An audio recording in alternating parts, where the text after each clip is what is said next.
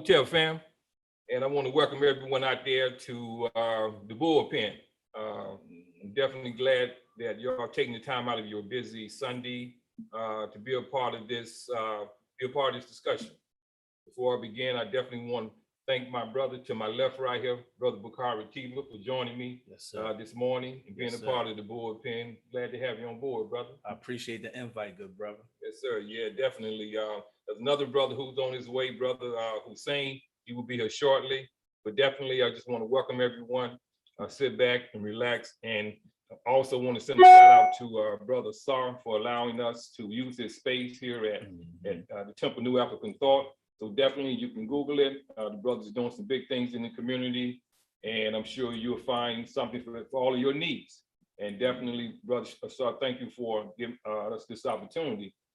So this morning, I want to talk a little bit about the topic this morning we're talking about is the other side of the wall, life after parole.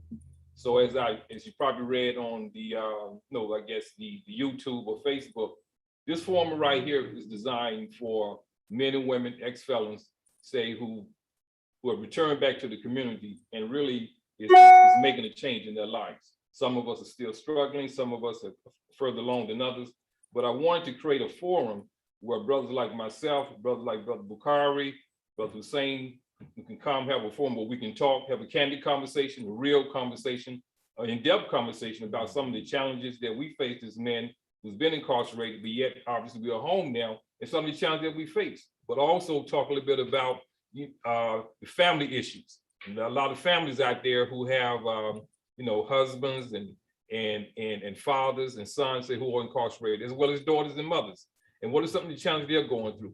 But also talk a little bit about the community as well, in terms of how men and women say who have made choices, who've been in prison, how their choices impact the community. So obviously we won't be able to touch upon everything today, but I just want to kind of give you just a brief synopsis, kind of what to expect today and within the future.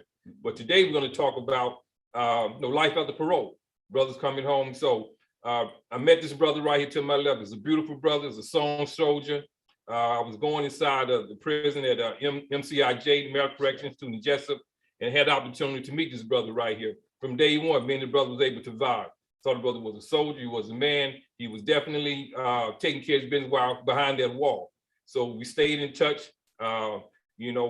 Unfortunately, when COVID hit, I wasn't able to go inside the institution, but prior to COVID, I was able to go in to really just build with a lot of brothers inside the institution. As I stated, Brother Bukhari, one of the brothers that I met, and the brother definitely was positive. The brother was saying, we talked a little bit about kind of, what he wanted, things he would like to do once he was able to make parole, once he was able to come home. And I can say that the brother definitely is on that right path. So I'm gonna let the brother talk a little bit about himself.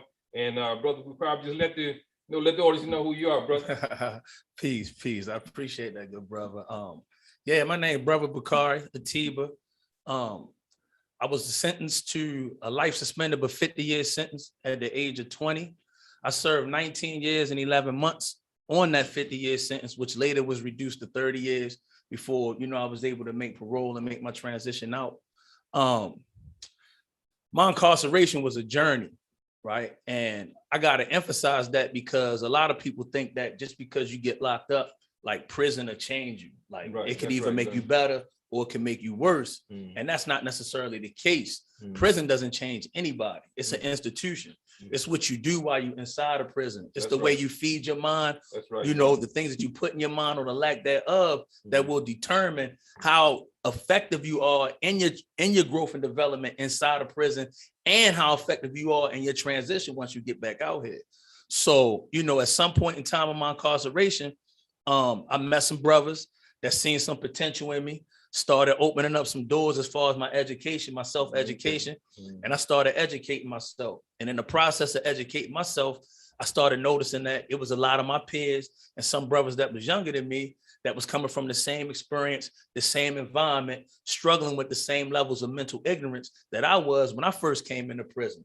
So as I began to educate myself, I started paying it forward. I started giving it back to the brothers, that were around me. And I started working to try to transform and change the culture inside of our environment because there's a very negative, prison is not necessarily a positive place. That's right. However, there's a negative stigma about a lot of individuals that's incarcerated and how we actually spend our time while we behind the wall. Like you hear stories about the violence, you hear story about the rapes, you hear story about, brothers, still using intoxicants while they're incarcerated. You hear stories about, various men and women coming home and, falling victim back to their environment or falling victim back to, a criminal or negative mentality.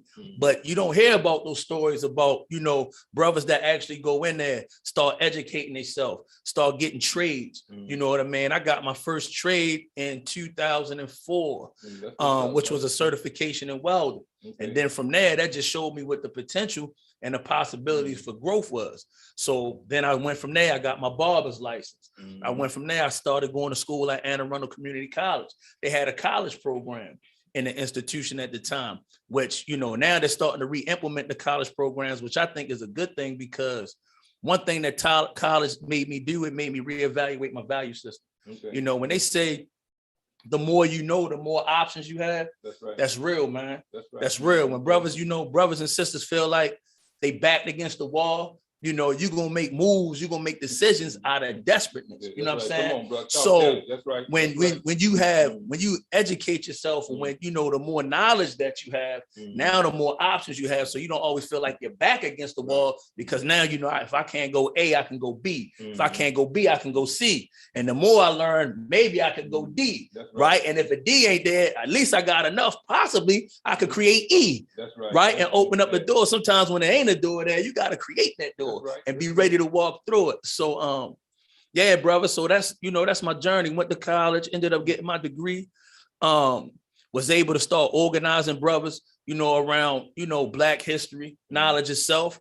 And we started educating ourselves, man. And the things that we were learning, we continuously infused it into our environment so that it can have a positive effect on the men around us, and those that wanted to actually do something and get themselves together. At least they know they had options to do that. So, brother, you definitely said a lot. That's what I'm saying, fam. The brother, you can see the brother's definitely on his game. The brother definitely is a knowledgeable brother. The brother talked about, the length of time being incarcerated. But the brother brought up a lot of key issues when he talked about education. The brother talked about the value system. The brother talked about other men inside the institution recognized the potential he had in him and was able to build with this brother right here. But also the brother talked about giving back. So I want to dive a little bit deep into when you was talking about, because you went in, obviously you're still a young man, but obviously, serving 19 years, you was a younger man when you went in. Absolutely. So going in as a younger man, and so I want to talk about the mindset in terms of making that adjustment. As we say, coming from the free world. Now you're locked behind the wall. You're in an institution, which we both know is a totally different environment. So really just making that transition, realizing, saying, well, look, I have this sentence right now. And I know when I was incarcerated, and one of the things that I got to very early on was, I didn't know if I was going to make it out of prison, because I was in a very violent environment. I didn't know if I could spend the rest of my life in prison. I was going to die in prison. So I had to get to a place within myself of accepting certain realities, which was it wasn't hard, but it was a journey, because I'm not ready to accept the fact that I may never see my children again. Yes, at the time, I was in a relationship with a beautiful sister and had 2 children, but I left the sister because of my choices that I made. So I didn't know if I was going to ever see her again on the other side of the wall, but coming to terms with that prison may be my reality. So how do you get to that place of saying, well, look, I got this, this life sentence, or I got this reduced sentence, but at the same time, I don't know when that day is going to come. To talk a bit about how you kind of process that. Yeah, so I'll never forget, Barbara. Once when you come in, you go to a reception center. At the reception center, they do all your medical stuff or whatever. Right. And everybody in the reception center is just coming in the door.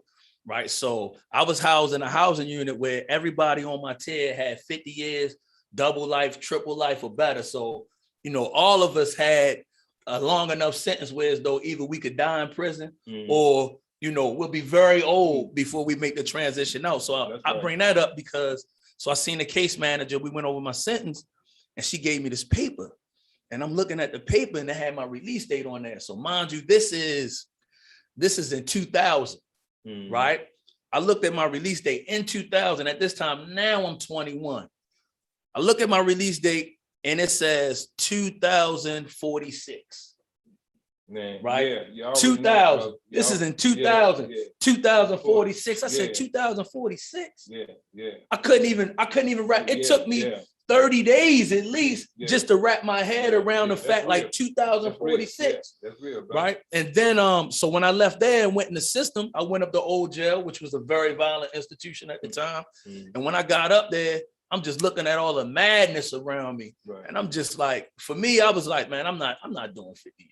Yeah. Like I'm not, something gotta give. Like I'm not gonna do this. Right. I don't know what I'm gonna do. Right. But I know I can't die in prison. I can't stay here until I'm an old man. You know, and that kind of motivated me.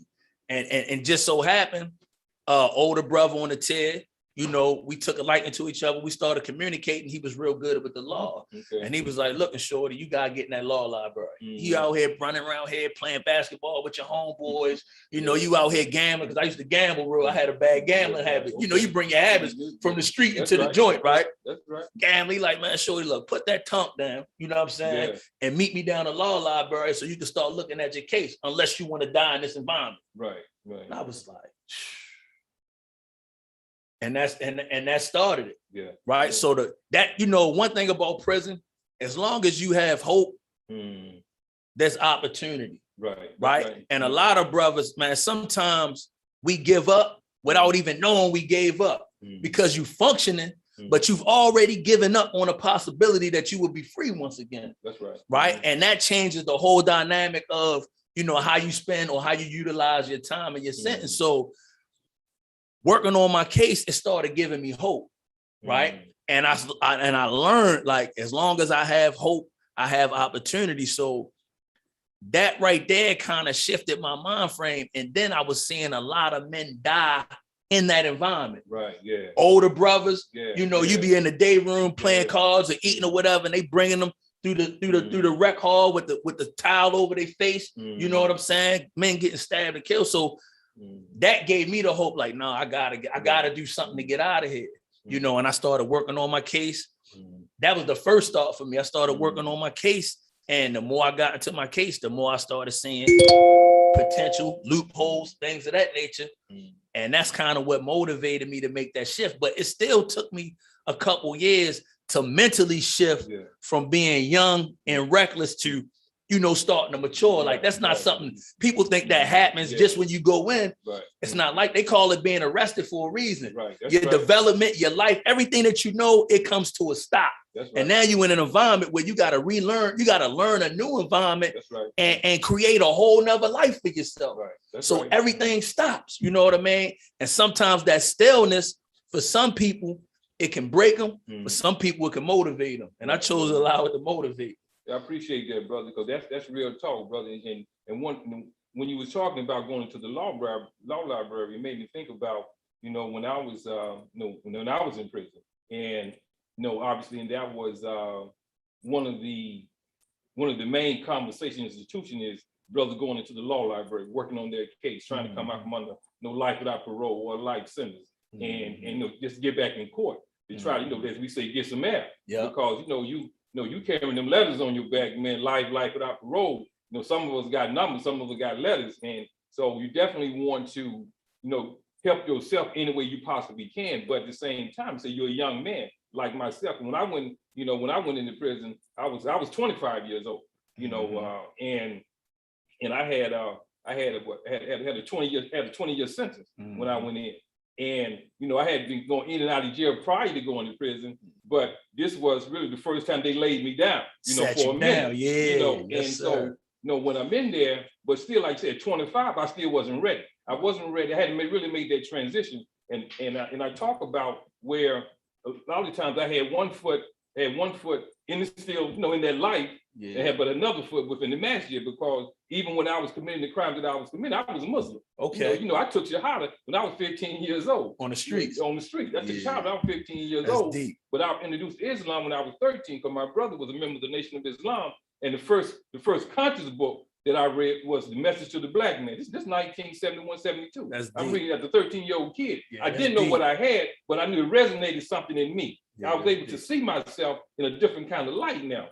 So, but at the same time, but I didn't have the discipline say to really make that transition, because I was still caught up. But by the time I was 13 years old, I'm wilding, man. You know, me and my boys, you know, we strong arm and robbery, catching cats coming out of, you know, they call the bootlegger house on Friday, man. You know, and you know, we taking their money. But my grooming started way before I was 13 years old. By the time I was 13, I was ready to test the waters. So, you know, when they laid me down inside the institution, I still had that wild side to me. And you know, and for me, the moment came in my life where I knew that I had to make a change. Actually, it was two. The first one, because I went in, I was like I say, I had 20 years when I went in. So this is 1983. So I went in, I got locked up in July 7, 1983. The next time I get some mail is November 21st, 1994, 11 years, 4 months, and 14 days. But when I went in 83, 84, and I'm at an institution, I get into a conflict. So like you say, you know, in an environment, you know, some guys scared, some guys flexing, some guys not sure about themselves. So in the environment, you're not going to make your impression off of me. So I get into a conflict, and as a result of the conflict, no stabbed individual. Right. You know, I'm trying to kill him, but I realized part of my mindset is that I had carried a lot of what I was dealing with inside of me and never dealt with that. Right. I'm talking about the mental health issues in terms of just you know, internalizing growing up in Alabama, where I was born and raised, and having to deal with racism, having to deal with, you know, just being poor, having to deal with, you know, seeing the white community, you know, they seem to be thriving as I understood at that time, but yet why is my community suffering? So I'm internalizing all that. And, you know, if you remember, you're talking about in the early 80s and 90s, you know, South Africa was banging during that time. You know, Nelson Mandela,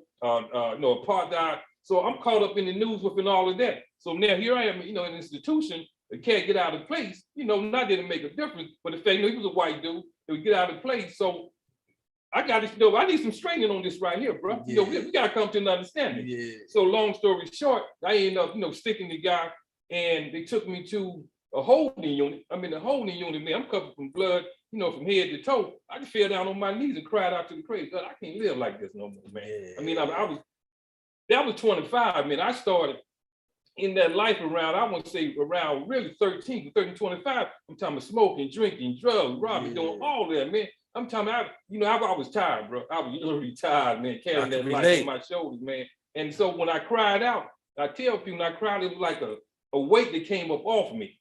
That where I never felt that before in my life. And I said, oh Lord, I can't do this no more. And I gained a peace. But see, that was the beginning of the journey.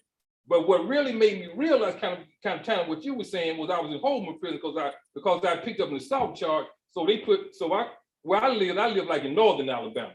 So you have Northern Alabama, you have Central Alabama, and you have South Alabama. So each section has an institution. Okay. So they sent me to what we call the bottom. So they sent me down to Holman, where I don't know nobody in the institution. I mean, nobody. Not, you know, I'm gonna be a man wherever I go, but I don't know nobody. In Northern Alabama, you know, I see cats in there. We grew up on the street. Yeah, I'm in an environment, don't know nobody, but at the same time, I'm gonna be a man wherever I am.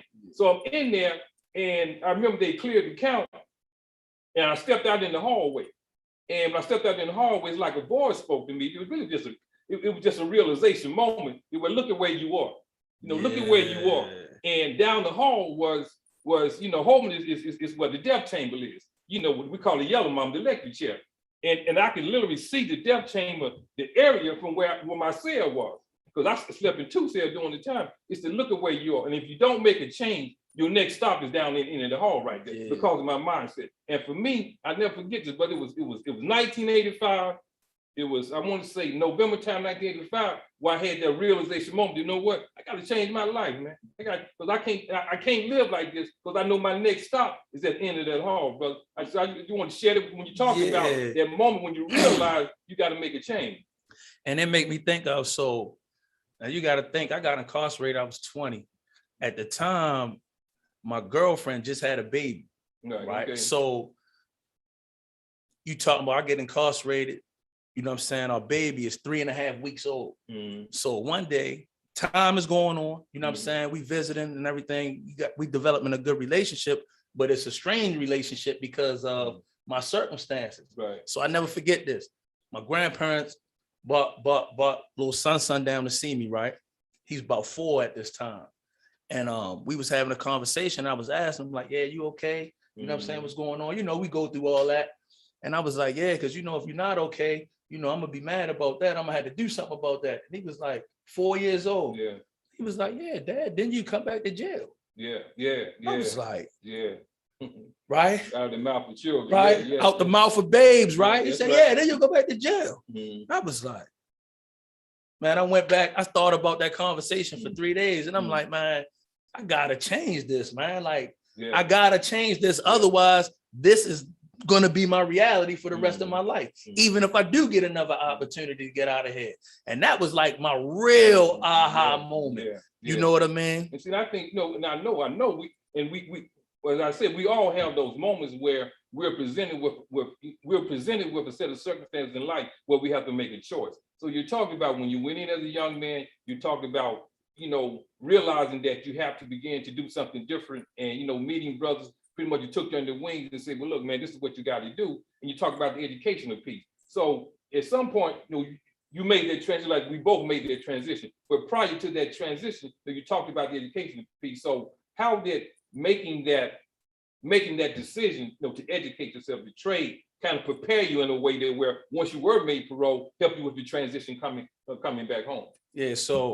So one thing that we understand is that if you don't have an understanding of yourself, like if you lack, a substantial amount of self-awareness, you don't know who you are, then you won't have no idea of what you should be doing in life. You don't have no idea where you should be going. Right. And ironically for me, I was in here when we first came in, I was looking on the bookshelf, Breaking the Chains of Psychological Slavery. Man. That's the first book I ever read in prison, man.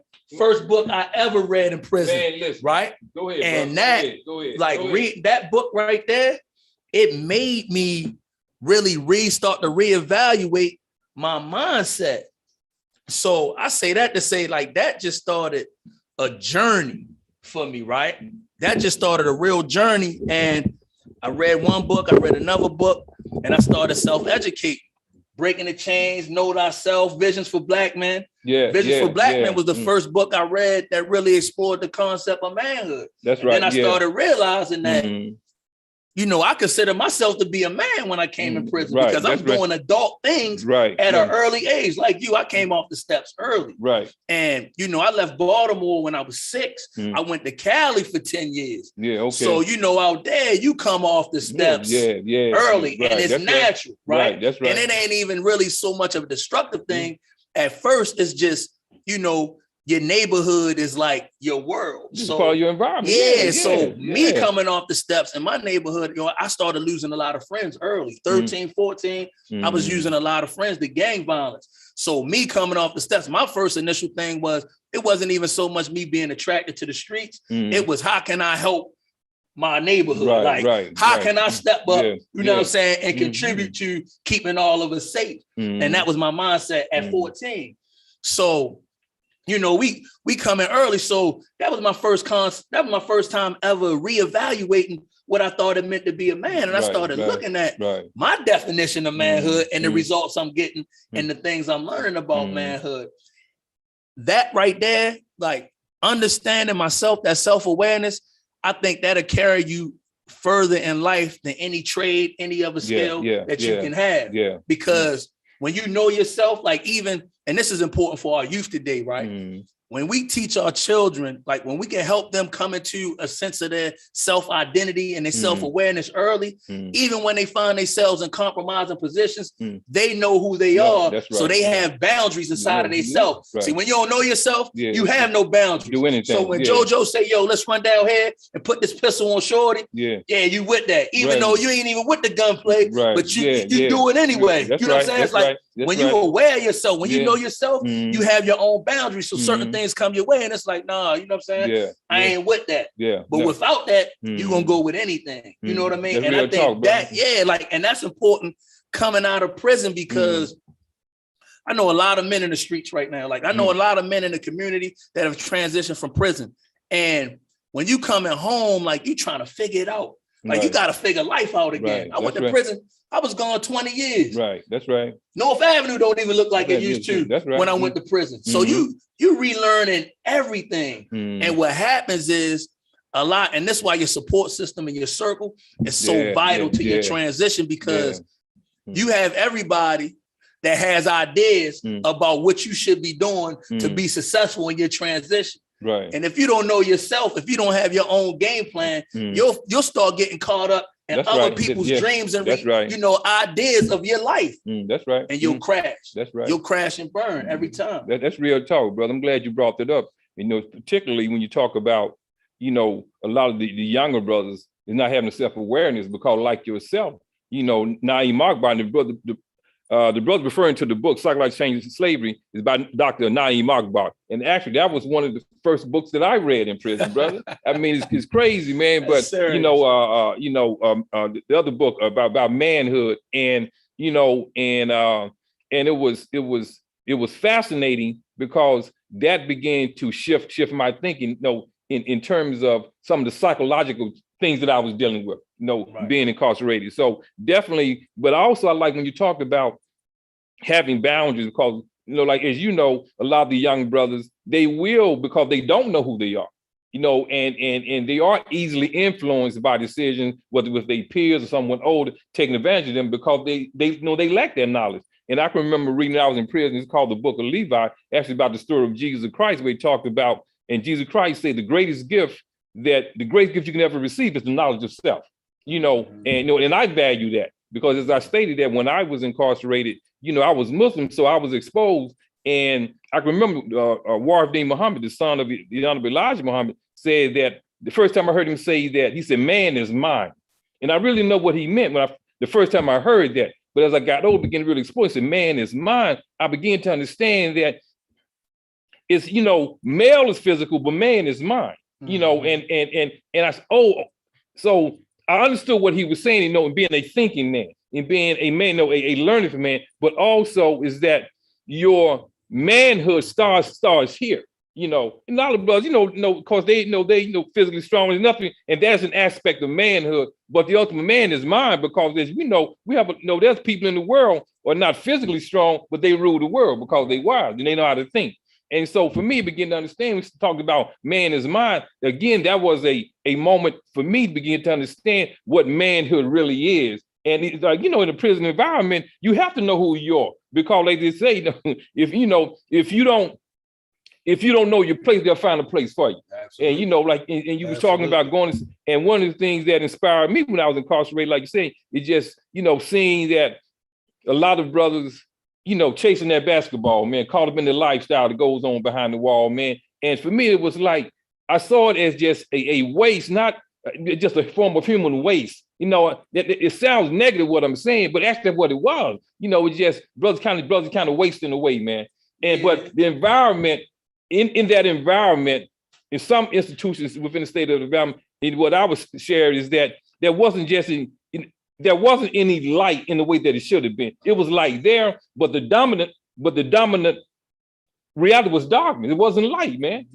So those who were trying to walk in the light, they battling every day, man, just trying to stay away from the dark, because the darkness is, you got to environment 90% darkness. You're talking about, whether gambling, alcohol, and this ain't no judgment of nobody, but this is the mindset of the environment. But yeah, you got brothers trying to say, well, look, there's a way that I want to live, and there's a way I want to live within myself, and staying away from that when the environment is saying being a part of the lifestyle. So if you don't know who you are, you can get pulled into gambling. You can get pulled into playing basketball every day. You can get pulled in lifting weights every day. You can get pulled in, chasing the boys in the joint, the way this, where you spent 15, 20 years down the road. So if you don't know who you are, because, you become institutionalized to the point you say, well, damn, wake up, you're 30, 40 years old, and you don't have an idea who you are. So, but when you, like you say, when you begin to instill those boundaries in yourself, or understanding who you are, it allows you, baby, to walk with it. They say Daniel's in, in the lion's den, in a way that, because, one, you have God, you have the creator, have a way you identify, but you understand there's something greater than yourself. And when you begin to lean on that God within you, it allows you to be able to move differently. So definitely, I can get about what you're saying. See, the thing is this, like prison in many aspects is similar to society as far as a lot of us, by the time we find ourselves in a situation of incarceration, we have been so traumatized in society, we carry that trauma inside of the joint. That's right. So even out here, people, when you have unaddressed or unhealed trauma, right? You try to find different ways to escape that trauma. That's right. Some people hang in the club all night. Right. Some people drink. You know what I'm saying? Some people play video games, like whatever it is. And it's the same thing in the joint. So now you take an already traumatized, emotionally and mentally traumatized individual, you put them into, you know what I'm saying, an unnatural and an inhumane environment that further traumatize them just by the fact that they're in that environment, right? And then now they're trying to find ways not only to cope with the new trauma that's taking place, but to get away from and escape the trauma that they already experienced. But now they can't run physically, so now they trying to, you know, the brother play basketball. That's an escape. Some of us read. Like reading, you know what I'm saying, could be an escape. So I just wanted to highlight, like, every man and woman that gets incarcerated, you're faced with a situation where you have to find your own system of coping, healing, and moving forward in that environment. And for some of us, like I said, some of us, education be the key. Some guys, you know, sports be the key. Religion, Islam, Christianity. And they all forms of escape. It's just some forms of escape kind of empower you or might elevate you and lift you up, and other forms further arrest, stunt your growth and development. Yes, sir. But I'm glad you brought that up, brother, because you're absolutely correct. You're saying, in terms of talking about trauma, how many you know, young brothers and, you know, experience some forms of trauma, you know, prior to going into prison, whether it was, you know, a situation, you know, whether it was you know, father wasn't in the home, an abusive mother, or molestation, or you know, someone was, you know, an alcoholic, or someone used drugs or something, and it became a part of their environment to where, because when we talk about trauma, you know, trauma, it can be something happened to you directly. It can be something that you witness, or it can be something that you hear, can traumatize you in a way that where now it interferes with your ability being able to adjust, say with, you know, with life circumstances. So definitely, like you say, that unfortunately, a lot of the young brothers who goes inside the institute, they have been traumatized. I would say particularly, it's always been a part of our environment, you know, in terms of whether we look at it from the perspective of institutional racism, having to deal with that reality, or something personal that's happened, say, you know, within our family that's caused that trauma. But then you go behind the wall, you are trying to escape. You know, one of the reasons that led there, because you were trying to escape that reality. Like you say, brothers banging that dope in their arm, or snorting their nose, or drinking. There's something they're trying to escape. You know, so it's not, you know, the reality. The reality of it is that the drug is only, as we know, it's only going to pacify, you know, that hurt and that pain. But then once it's worn off, you still got to deal with that reality. And when you brought it up, it made me think about, because I know when I went in the 80s, like, there were, you know, I got involved with a lot of the, you know, the programs, whether it was stress, was anger management, was Narcotics Anonymous, but there was no mental health, no, I would say therapists, you know, involved in a way to saying, well, look, let me reach out to these brothers in here. Let me deal with some issues they're facing. Well, and like, so for the most part, let's learn how to cope, man. You know, a lot of it came what we're doing right here. As I talked about one of the things I do on Facebook called Yard Call. We'll meet up on the yard, man, just have a conversation. Where it's about, you know, family, was about marriage, was about our children, about, you know, just the environment itself. And that was our therapy. Absolutely. That's how we cope. And and for a lot of us, it got us across, man. But and just real quick, Bob, on that note, see, myself, Hussein, some of us other brothers, we were fortunate because we were able to go to a program, an institutional program down in Patuxent. Right. So Patuxent is based around a therapeutic rehabilitative model. So when we came in, we in therapy every week, right? Unpacking that stuff. You know what I'm saying? Dialoguing, right? You know what I'm saying? In a group setting where you sharing your story, I'm sharing my story. So it's still that yard thing, but now it was a little more facilitated. Right. And that was helpful because, for me, it was helpful because the more I began to talk about the way I was living, the more I began to talk about, you know, I'm going over past experiences and things like that. it's making me aware of how trauma. We don't even see the mental health thing is tricky with us. We don't have mental health conversations. Right. That's right. Your mother used to beat you with a stick every time that you ate too much cereal. Right. And that's just normal. Right. That's right. You understand what I'm saying? So a lot of the things, like a lot of our abuse and our trauma, we normalize it in our mind. So we don't even realize it's there. So it can never get addressed. Yeah, that's right, brother. You're absolutely right. And so, and I'm glad you brought that up. And where having that opportunity, say, to be in an environment where rehabilitation was something that was emphasized in a way that, well, okay, how can I help the men who are here?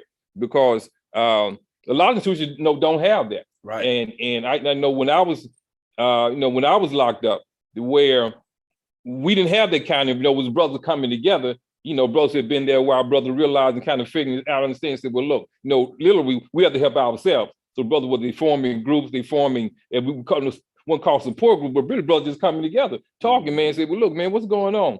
And, in your life, how you doing? And brothers kind of reaching out to one another in a caring way, saying, well, excuse me, in a way, recognizing that, the brother might be going through something. To recognize the brother, and because when you're in that environment and you live that way for a number of years, you understand a lot of the challenges that younger brothers, when they come in, what they experience, and you begin to see the behavior, saying that something going on with that brother, man. Let me reach out to that brother, man. What's up, man? Brother might have got a letter from home, man. I know that I want to say that all of us got that Dear John letter at one point in time. If we left the streets and we had a girl or wife, so it could be that letter, or it can be somebody. My mom died or my grandmother died, but them old timers who've gone through that experience recognize that behavior when you see that young brother and say, hey man, you all right? You good? So it's helpful, like you said, that support. I'm glad you brought that up. So now, we've been behind the wall. We've educated ourselves. We made parole. We're on the other side. What has that been like for you now that you out, obviously, and you made that transition back? The question is, was it anything that you thought it would be, or how has it been different in terms of what you expected when you were released? Good question. So first off, I want to state that being home has been phenomenal. Yes, sir, brother. It's been beautiful. Yes, sir. Right? And every day I wake up, I'm just grateful for the opportunity to be out here, That's and right. I appreciate, my highs and my lows on the outside. But it's been a journey. First, I also want to state too, like my transition process, it's no way that I could be where I'm at right now in my transition without the support of my family. That's right. Right. My wife, Minister Asar, what I'm saying? Brothers and sisters that I had made connections with, such as yourself, like that village. Yeah. We talk about children and we say, it takes a village to raise a child, which is true, but it also takes a village to support men and women. That's right. That's right, brother. That's right. I gotta emphasize that, man. Like family support, your network, the village that you create. Like I understood that I would need support. So while I was still in, I was connecting with different people. I was building my network because I knew I would have to put myself in the middle of that in order to protect myself from a lot of the ills around me, especially triggers that I was used to prior to going to prison in order for me to be able to move forward. So, when you're incarcerated, good question, when you're incarcerated, you have all these ideas, like you get on the phone and your people be like, yeah, such and such going on. It's like, yeah, if I was there, I would do this and I would do that. You put the Superman cape on it. That's right. Your children be going through stuff like, yeah, if I was there, I just eliminate all the problems and this, that, and the third. Right. And then you get out here and you see it's not like that. Right. That's and you put that cape on after your first 90 days, that cape got some holes and some tears and some other things in it, right? Real. That's right. Right. So I was fortunate. In my transition process, I did work release. I was able to do a period of work release. And I was working in a restaurant at a travel plaza.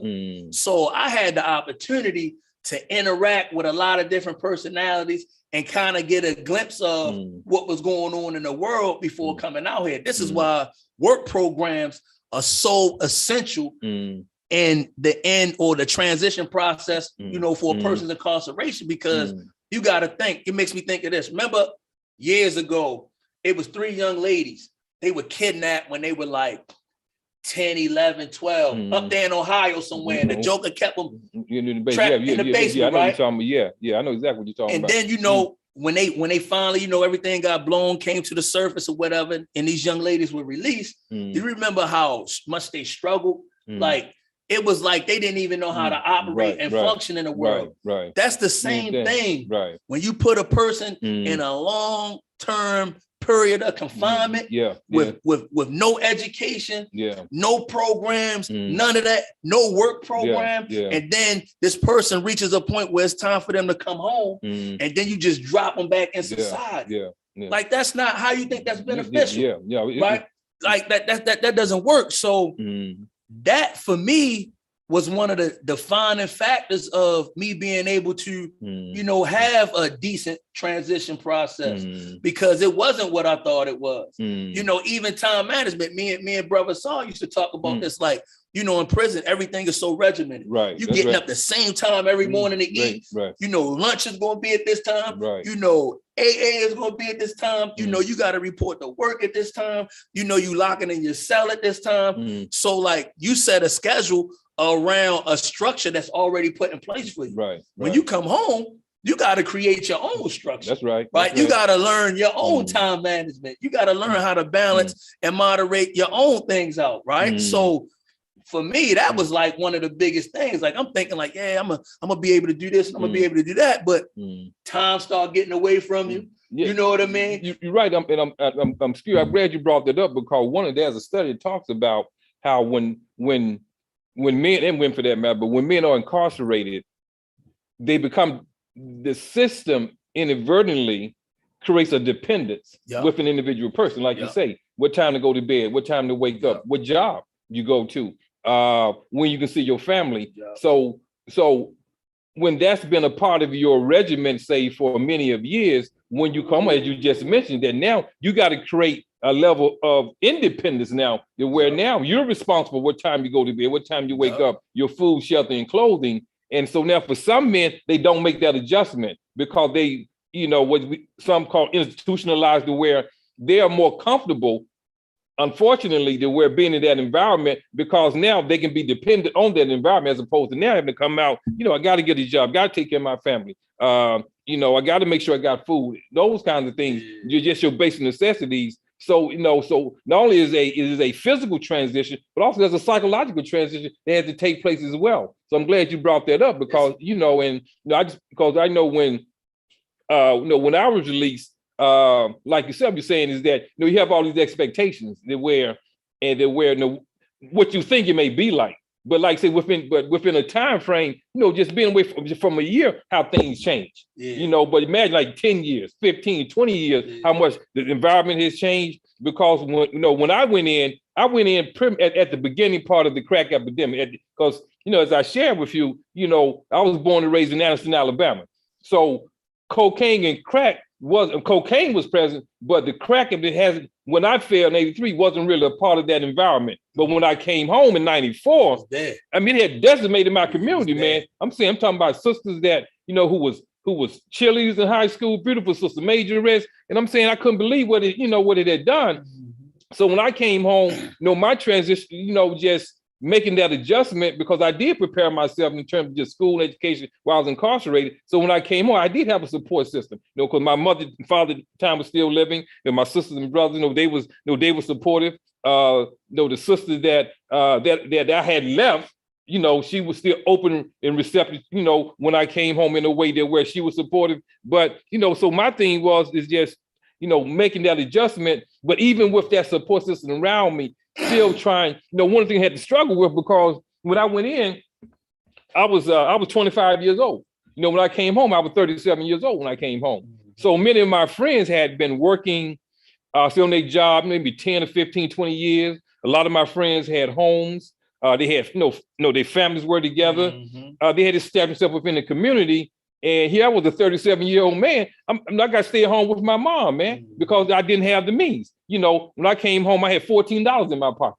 Now I had a degree that I got in prison, but I had $14. So now, so my thing was had to get to a place. One decision I made that because I'm seeing around me, my friends, they got nice whips, man, and they traveling. But here I am, a 37-year-old man, and I'm very grateful that I didn't caught up in the moment trying to rush things once I got out.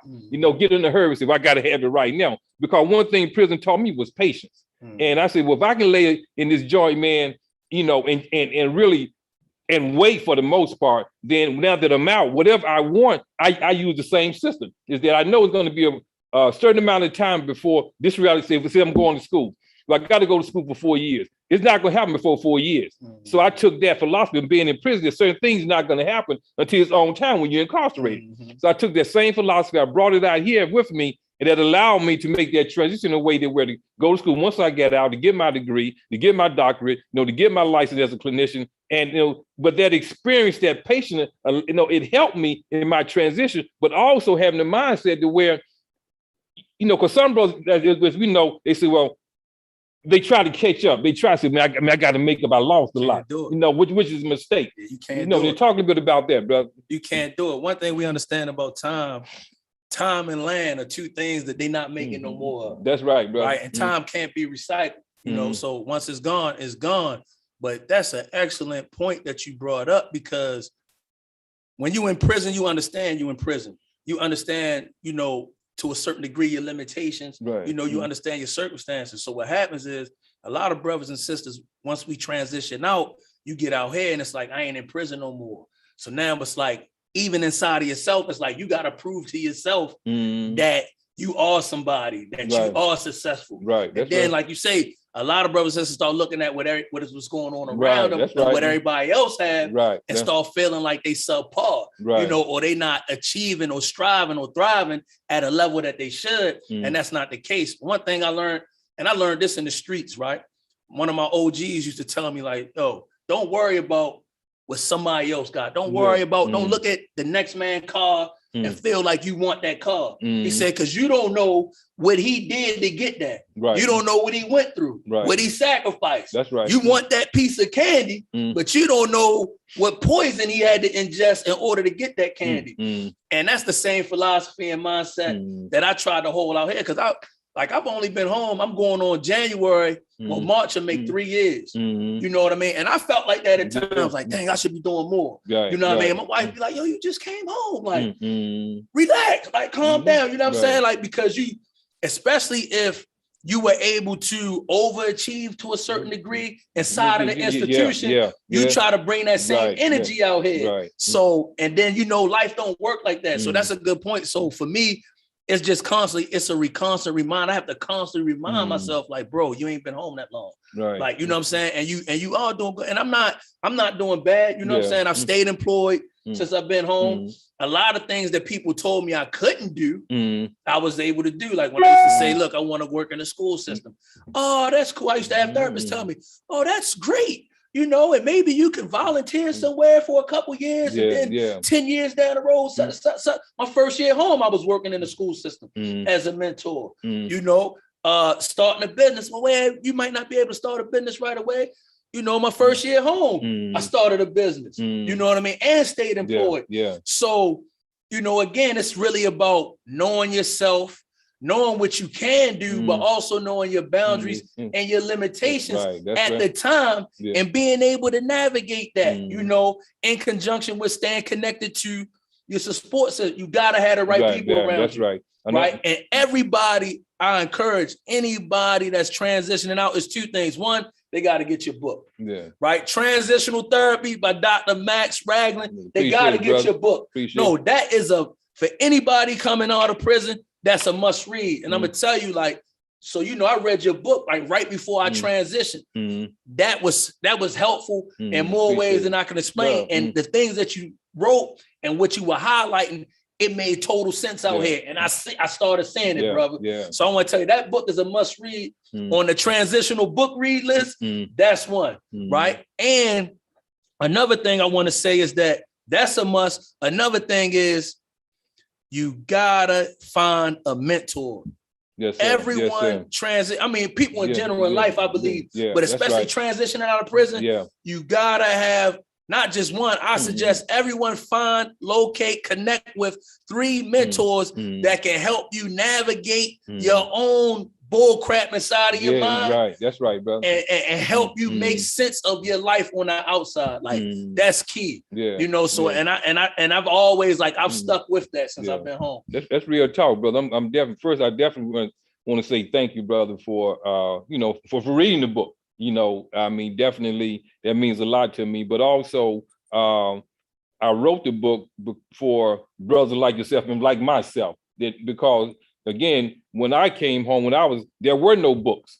You know, there were no books to help me to understand what was going on inside of me. You know, why was I making the decision that I was making? So, you know, my thing is that, okay, what can I do to be of service to the brothers, to the men and women like myself who live a certain lifestyle, but who really want to make that transition? So I really appreciate you saying that. But also the key thing you said when the brother talked about, and I hope you're listening out there, you know, in YouTube land, you know, the brother said the key thing, having a sponsor. You know, in the book I talk about, call a transition sponsor, but really what the brother's really saying is so on point what he's talking about. Someone, in the book I talk about, you know, identifying someone, connecting with someone who has made the transition, who's doing well, who's maintaining themselves and understands how to stay on this side of the wall. That's going to be very key, because you're going to encounter situations and circumstances where it's going to test you. It's going to test your strength. It's going to test your patience. It's going to test where, even like you say, the mind games that we play with ourselves,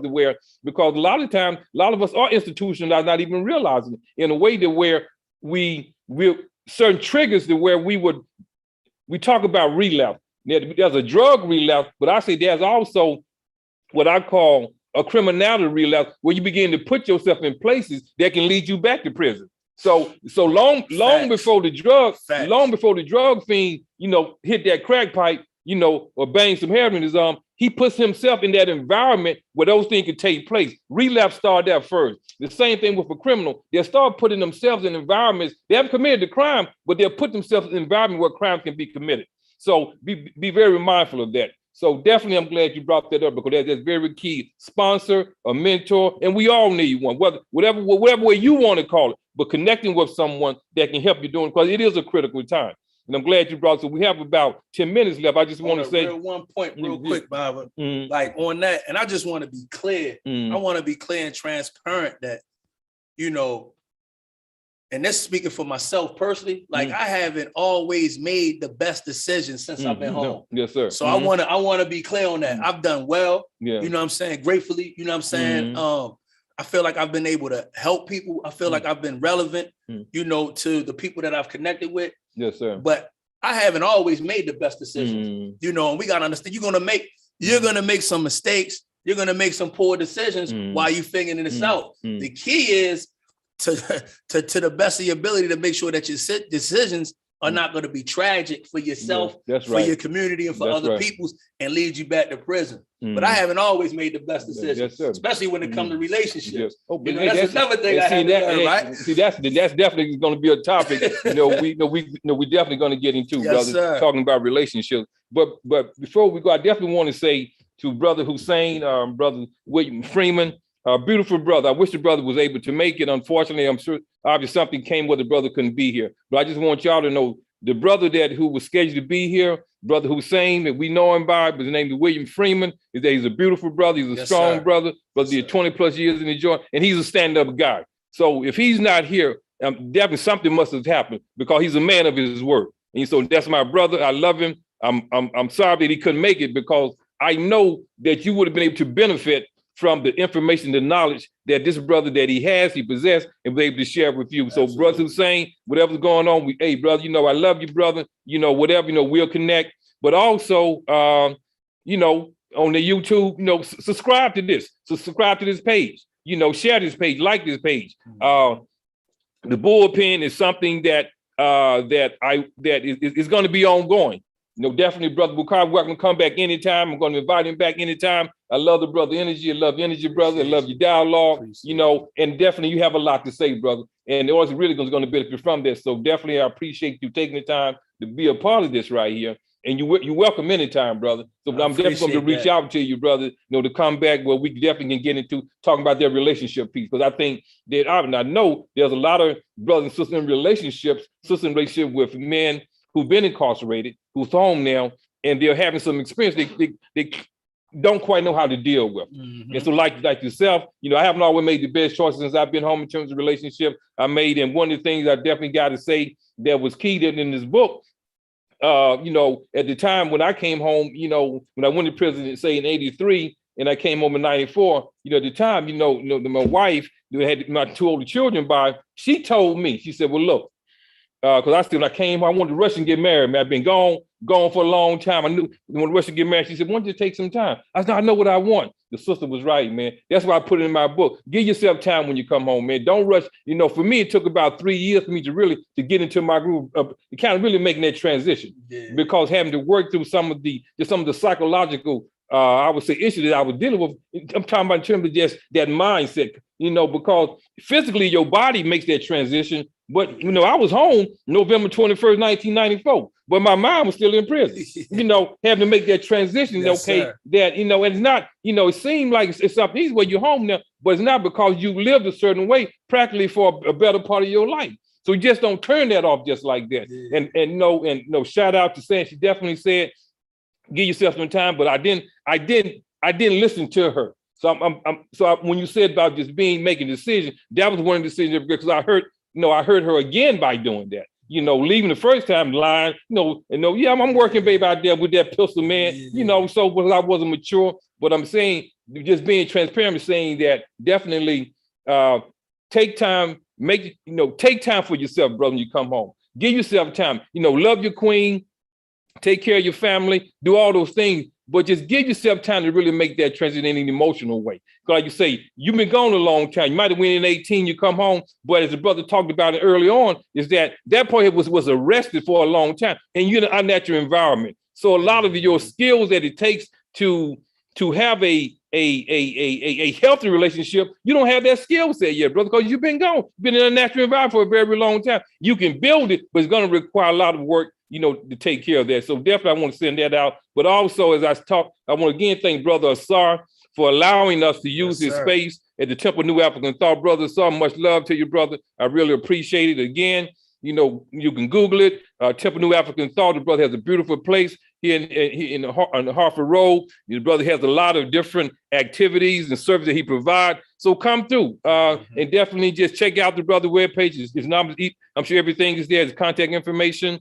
Also, I'd just like to say that send a shout out to my queen, Harmony. I know you're on the road going to see your your grandmother's birthday today. Be safe in your travel. I love you.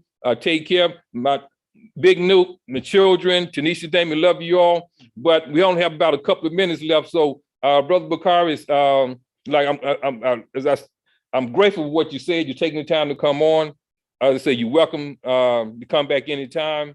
We talked, hopefully, I want to put together something. We're talking about the relationship piece. So definitely, I'm going to be in contact with you regarding that. Yeah, for sure. Contact with you regarding that. I got a lot of to share with that. But I would tell you, that is one of the best decisions I did. Getting married. Yeah. Oh, yeah. That's one of the best decisions I made. Beautiful thing, brother. That's one of the best decisions I made. Definitely a beautiful thing, man. So, Nima, my baby girl, her birthday tomorrow. I know if I don't send her a shout out, man, she's gonna be at all. So Big New, I love you, baby. Your birthday tomorrow. Looking forward. We're gonna hang out. We gonna do it big, baby, tomorrow. I love you. Again, I'm very, Malcolm said punctual. You can tell a lot about a man when he's punctual. So definitely, we start on time, we close on time. Just want to say to all those who took the time out this morning to be a part of the bullpen. This is year one, conversation one. So we're gonna have many conversations, range of topics. The brother like Bukhari and many other brothers and sisters as well. There's a lot of sisters, who's home now, who's been in prison, and they have a story to tell, and they can be a benefit to someone out there listening. So definitely, everybody, be safe. Thank you for taking the time out to be a part of this. Looking for, go to YouTube, subscribe, like, share this page. and just, keep your eyes open because we're gonna do another bullpen. The topic will be up there. So real quick, brothers, you can tell them what you got going on. And if anybody to get in contact with you, I know you talked about, the football league team we got going on. So if anybody want to reach out to you, know more about the story, just let them know, man. Yeah. Anybody listen. So right now, I also do reentry coaching, recovery coaching, and I'm the community liaison for an organization called Hope Baltimore, helping oppressed people excel. So our goal is to try to remove the barriers that men and women face as they're transitioning out of prison. So you can find me on Facebook and IG at Bakari Atiba. If you need to reach out to me, DM me. You got a brother or a sister, a family member, a neighbor, a relative, a friend, whatever, that's just transitioning home from prison and need some help, need some mentorship, contact me. I'm available. And yeah, I'm here. We got some sisters. I got some sisters that I was telling Baba Ali about we're gonna bring on here. So I got a sister that's out here actually doing some mentor work as well for the women coming home from prison. So yeah, contact me, Hope Baltimore. That's big. That's what's up. Also, if you want to reach out to me, my organization is called Men Behind Bars. Also, I'm a licensed clinical professional therapist. I work with, brothers and families that, men who've been incarcerated as well as their families. So definitely you can hit me up on my, my Gmail account. It's called freshair112194@gmail.com. You can reach me there. You can go to Facebook, Max Ragland. You can go to Instagram, Men Behind Bars. I'm up in my social media game, old school. I'm getting there, inshallah. But definitely reach out to me. Like the brother was saying, I work with a lot of families, work with a lot of brothers. COVID shut a lot of things down, can't go inside the prison. But this is the work that I do. This is the work that the brothers do. We want to give back. We love what we do.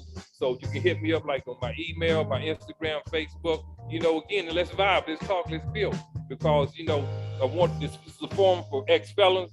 We matter. We here. We ain't going nowhere. But at the same time, we deserve a second chance, man. But a lot of good brothers and sisters doing well, want to do well. They want to provide a platform for those brothers to be able to express that. So again, thank you all for being a part of the bullpen. Inshallah, we're going to see you next time. We love you. Peace. Peace. My man, like that, man. Yeah, love that, man. Love that. Hey.